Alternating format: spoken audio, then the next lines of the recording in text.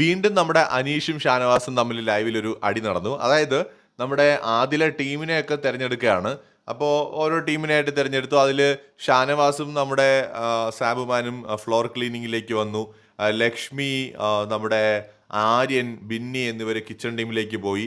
അതുപോലെ വെസൽ ടീമിലേക്ക് നെവിൻ, അക്ബർ, അതുപോലെ നമ്മുടെ അനീഷ് എന്നിവരാണ്. അപ്പോൾ അവിടെ നിന്ന് സംസാരിക്കുന്ന സമയത്ത് അനീഷ് കാര്യങ്ങൾ വളച്ചൊടിക്കുകയും കള്ളം പറയുകയൊക്കെ ചെയ്യുന്നുള്ള രീതിയിലൊരു സ്റ്റേറ്റ്മെൻറ്റ് ഷാനവാസ് പറഞ്ഞപ്പോൾ, നിന്റെ സീരിയൽ അഭിനയം നീ ഇവിടെ കാഴ്ചവെക്കരുത്, റിയൽ ആയിട്ട് നിൽക്കാൻ നോക്കാമെന്ന് പറഞ്ഞുകൊണ്ട് അനീഷ് കയറി ഉടക്കുന്നുണ്ട്.